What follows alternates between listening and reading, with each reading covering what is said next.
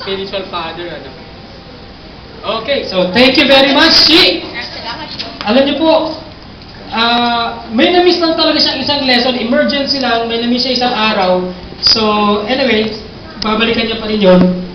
Next is John Richard Moreno. Ano po ito naiintindihan ko, very busy po itong teacher na to. Okay? Si John, si Chad. Okay, still yung certificate of participation, pero may utang ka. Okay. Okay. Ayos. Next is Ivy Roxanne Perez. Parang siya po yung isa sa mga nag-backup natin. Ito po, single professional na kasama natin dito. Ivy? Ito na sa taas. May picture din tayo. Okay yun. For congressman. Okay, Ivy, thank you very much. Then si Nathan. Nathan? Ito po, isa po itong estudyante. May na-miss ka bang lesson? Wala? Okay. Congratulations. Okay, Nathan. Pauwi na ng Masbate yan sa Sabado ba? Anyway, bukas. This is from Masbate. Next is Arlene Valieras. Ayan. Ito po, umaten po siya ng hapon, pero she made the time na talagang makapunta sa atin siya ngayong umaga. Ito po ay nanay din, pero she's taking it. Wala siyang absent. No? Hindi sa camera. Wala camera. Okay? Video. Video. Okay, thank you. Congratulations. Okay, and next is si Dorothy Daito.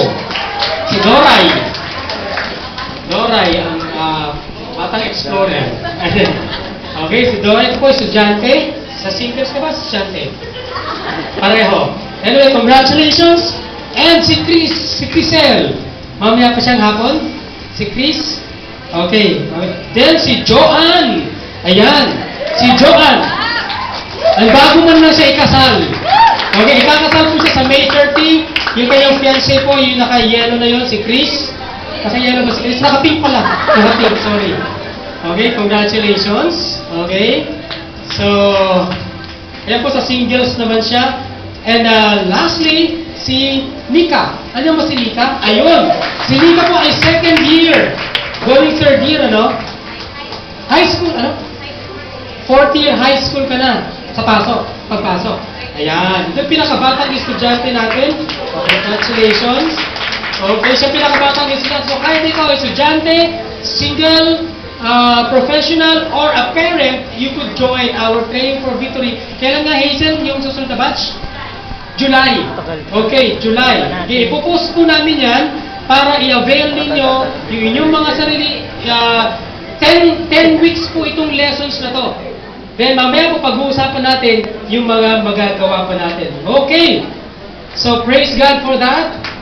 Okay.